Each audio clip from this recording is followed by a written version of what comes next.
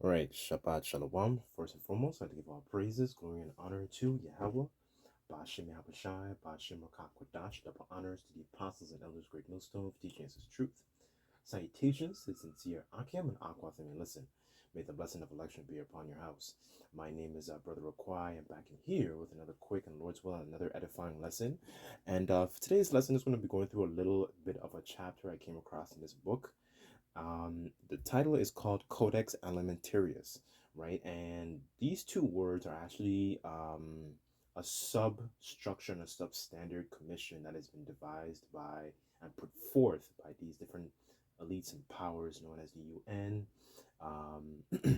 so on and so forth, right? WHO. And what this actually means, Codex Alimentarius, it actually is Latin for food code.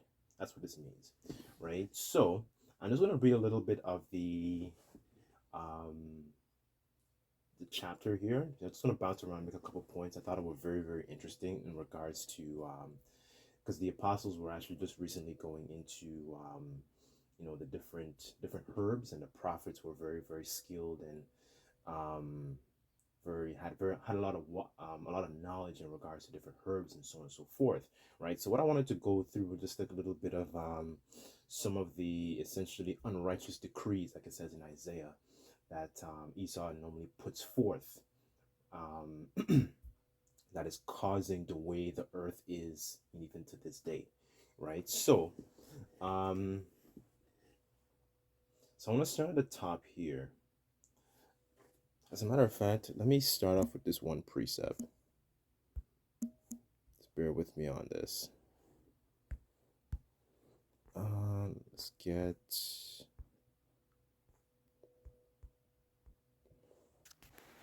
Okay, Jeremiah 49, verse 10, it says, I have made Esau bare. I have uncovered his secret places, and he should not be able to hide himself. His seed is spoiled, and his brethren and his neighbors, and he is not. Right, and this is part of Esau's wickedness, because it's also the different tactics he's done to contaminate the way that actually the world is supposed to function, the way food is supposed to grow, so on and so forth. The scriptures talk about the knowledge of wickedness is not wisdom. Why is it not wisdom? Because there is no fear behind it. There's no fear driving force behind that, right? So, so I'm just going to read a little bit here. So hopefully this will be edifying. It says, so this is page 96, and this is in one of the books I have here. It's called $1 Trillion Conspiracy by Jim Mars, right? And it says, one would think that a good diet with plenty of vitamins might help to prevent disease and malnutrition. Um, excuse me, might help prevent disease and malnutrition, but that is something. Excuse me, but even here, the New World Order may interfere. In 1948, the World Health Organization was founded with the goals of setting global standards of health and helping governments to strengthen national health programs. So one of the things they actually put forth with this code, this food code, right? So along with the Food and Cultural Organization, FAO, one of the most significant efforts they came up with was the Codex Alimentarius, Latin for Food Code Commission, which was to set standards for food commodities, codes for hygiene, technology, pesticide evaluations, limits on pesticide residues, food additives. It also evaluates food additives, veterinary drugs, and for contaminants. Approximately 170 nations accept its standards and codes, right? Further on, it says,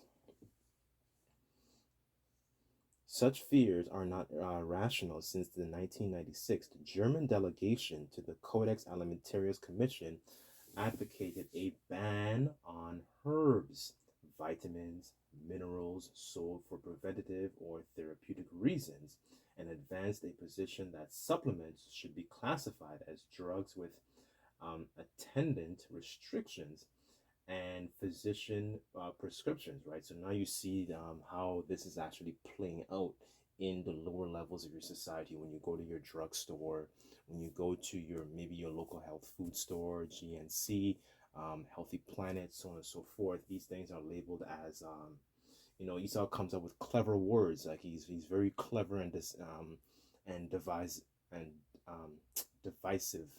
That's the word I'm looking for. It's um, let me just look it up 1 second.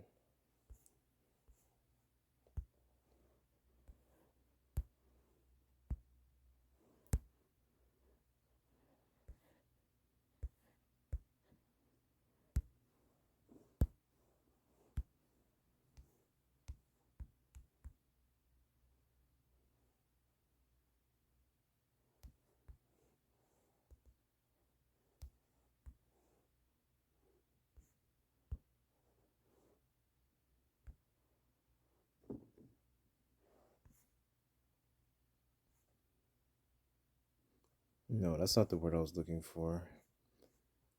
You could just say it's cunning, cunning, cunning, essentially, right? He has the spirit of a serpent, right? Let's see, where was I? Okay, so it says, though the commission agreed there was an aftermath in such public protest that that passage of the new classification was postponed.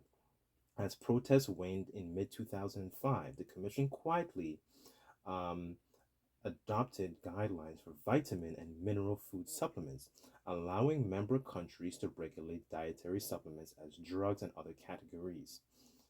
Although new classifications did not yet ban supplements outright, they do subject them, to labeling, packaging requirements, set criteria for the setting of maximum and minimum dosage levels that require safety and efficacy and are considered when determining ingredient sources. Further here it says, should supplements be become inaccessible as prescription drugs? So John Hamill, the founder and an international advocate for health freedom, IAHF, believes that an average consumer will lose out on the benefits of simple remedies like herbs, vitamins, minerals, homeopathic remedies. As a matter of fact, let's get that word just so we can get more of an understanding of what is being spoken of here.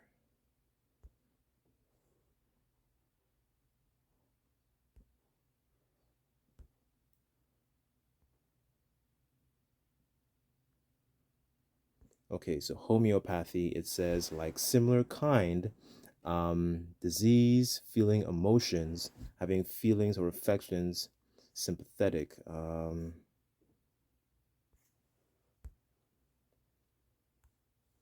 Home.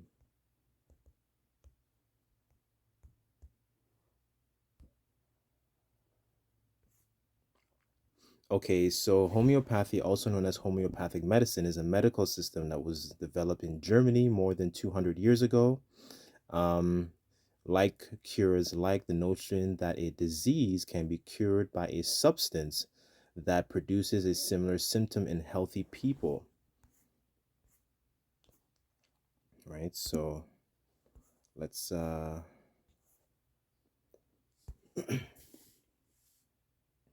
okay, let's continue. It says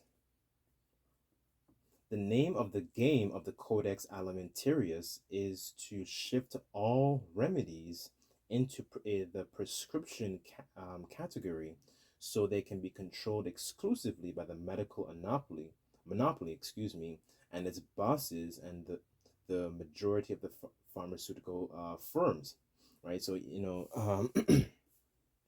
so instead of the people, the average people trying to actually access what the Lord actually made natural for us, they're trying to kind of um essentially what they're trying to do is circumvent the Lord, really and truly, because as a matter of fact, let me just get it in the scriptures, because that's really what's happening, you know.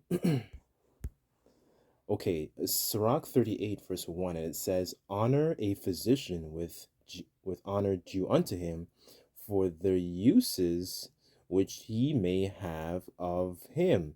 For the Lord Yahweh hath created him. For, for, for of the Most High Yahweh Bashem Yahweh Shai cometh healing. And as a matter of fact, let me finish precept. And he shall receive honor of the king, right? So really and truly, when we come to this understanding of knowing who we are, really and truly, the healing really and truly starts with this word, right? Because our minds have to be really baptized and cleansed from the gunk, the filth, the sticky residue, all these different philosophies that are essentially being running rampant in this society known as Babylon. Right? That's really and truly where the healing really starts. And you Israelites need to understand that. It's not just about, okay, setting up soup kitchens and essentially, what's the word I'm looking for? You set up all these different charity organizations and food and stuff like that. Because Yahushua even said that man should not live by bread alone. However, to roughly paraphrase, by every word that proceeded out of this book, right? So really, healing truly starts with this word. Knowing who you are, knowing who your enemies are, knowing how your enemies fight, knowing how to build a relationship with Yahweh Bashem Yahweh Shai, knowing how to serve Yahweh Bashem Yahweh Shai. If you're a woman listening to this, knowing how to serve your man, knowing how to actually seek meekness, righteousness, that the Lord will cover you in these particular times, right? That's where healing really starts. Now, since we're talking about healing in the body and so on and so forth, diseases and so on and so forth, another another aspect of healing is actually understanding the wisdom of actually how to use different herbs, um, remedies to actually treat and cure the body. Because what Esau doesn't do is cure; he treats things.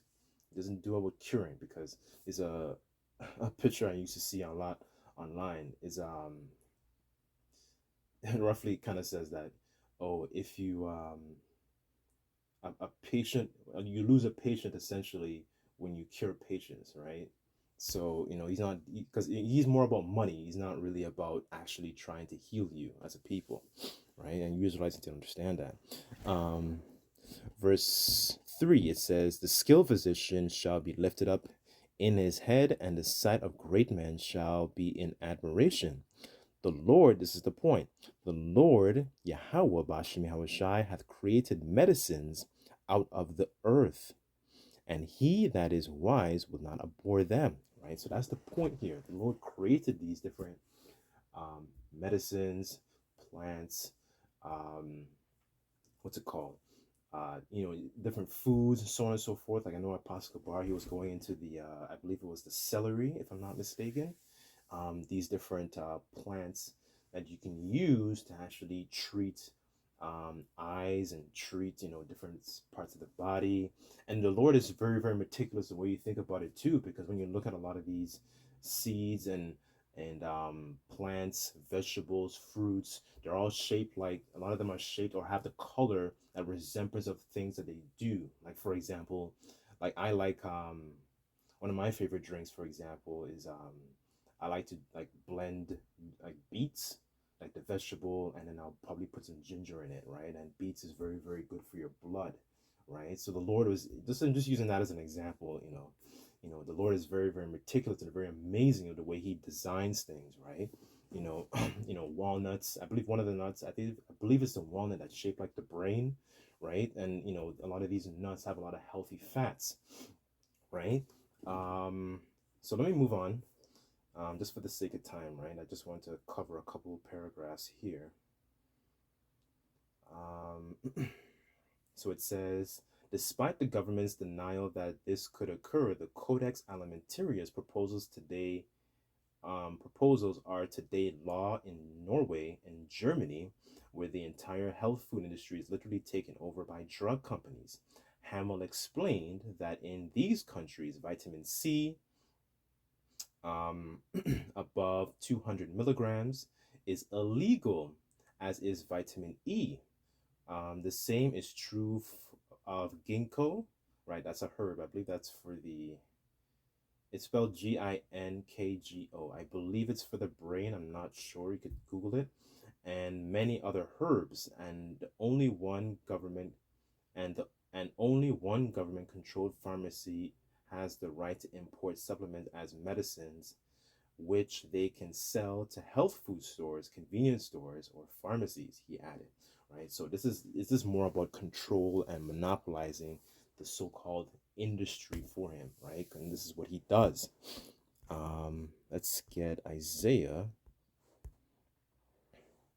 Okay, Isaiah 10, verse 1, and it says, woe unto them that decree unrighteous decrees and write grievousness which they have prescribed, right? So this is one of the things that Esau normally does. He doesn't actually deal with healing. He puts forth pieces of legislation, like I'm reading right here, to actually oppress you people, especially you Israelites, right? But you Israelites need to understand that this guy's a base man. He's not a guy that's very, very smart. Like the scriptures talk about, physicians of no value. He doesn't actually deal with healing. He deals with treatment. Just it's only for to keep you people oppressed and to keep you away from the Lord, really and truly, when you really look at the grand scheme of things. Right?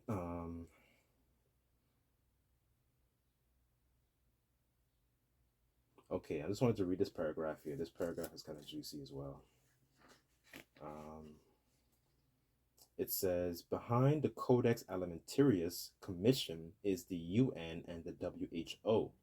According to critics, both organizations are working multinational pharmaceutical corporations and national banks whose owners support reducing the human population through such means as reducing the availability of necessary minerals in the human diet. This, in turn, could increase the occurrences of various debilitating diseases, such as cancer um, and diabetes. The number the number three cause of death in adults in the United States. Oh, that's juicy because when we get a lot of the yield, essentially how you have like an inflation that's occurring, with the money. What we're experiencing also is a essentially an inflation with the food that we eat. Right? If you understand what I'm saying, because what we actually when we okay, so say for example, you go to the store right now and you buy like a stalk of celery, because Esau doesn't actually follow the law, statutes, and commandments, you know, and actually do, for example, when we read about the land Sabbath, I believe that's in Leviticus 25, I believe, when you actually read about these particular things that the Lord instructed us Israelites what we have to do when we go into the land, because Esau doesn't do these things. When you pick up your stalk of celery doesn't have all the minerals, all the nutrients it actually needs, so it can actually be in service and actually help you with your body, right? So instead of getting maybe 100%, in a righteous society, in that stalk of celery, you probably might get, I don't know, 50%, maybe down to 30%. But the stalk of celery, it looks tall, it looks, fairly vibrant, but it goes through so many different processes. And because Esau doesn't honor, for example, like the land Sabbath, not all those minerals are being essentially being grown and being put into that, being shelved into that stalk of celery, because he doesn't follow procedures, he doesn't follow the laws, right? As a matter of fact, let's get Psalms.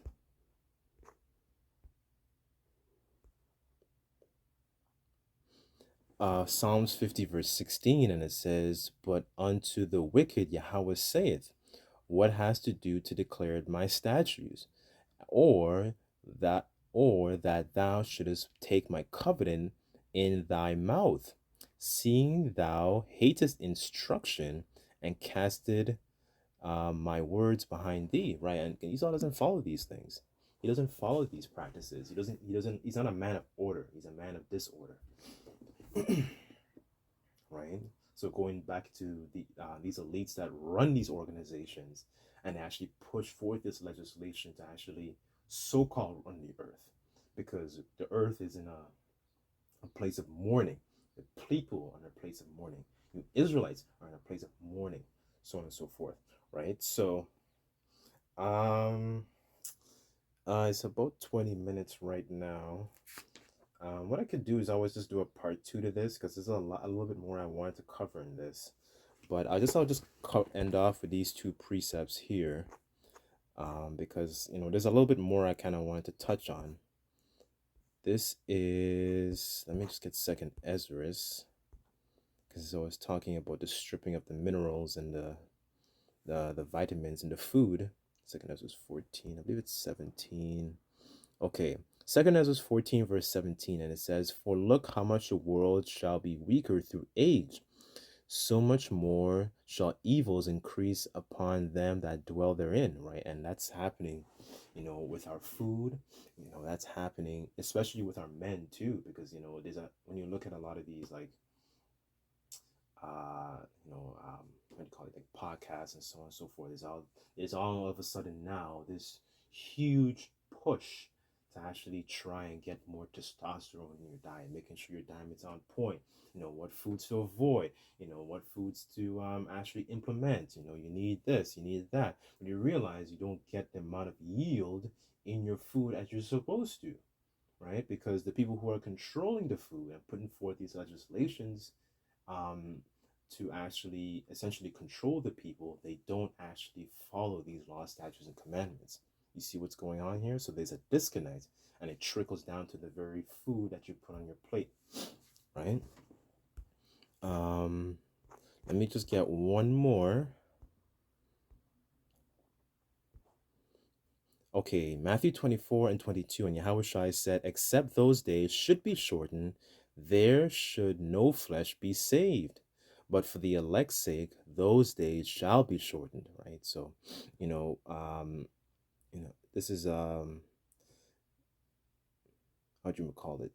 This is very, very interesting because we're living in a time where the times are speeding up, and there's wars and there's rumors of wars, so on and so forth, right? Because because if it was um, you know, essentially what I'm trying to say is that if if Yahushua doesn't come back, Esau would destroy literally everything, everything. This world would be in complete shambles, right? Because he doesn't follow instructions, right? Right? He's a man. He's a base man, right? So this is why Yahushua has to come back and deliver us out of this hellhole, this cesspool, this this madness. And this is just one thing I'm discussing. There's so many other things that's wrong with the earth and wrong with the rulers that are ruling this world, right? So, anyways, hopefully this video was edifying. I don't want to make it too long. I'll probably just make a part two to this. And so I'd like to give all praises, glory, and honor to Yahweh, Bashim, Yahweh Shai, Bashim, Rakakwadash, double honors to the apostles and elders of Great Millstone for teaching us his truth. Till next time, I say Shalom.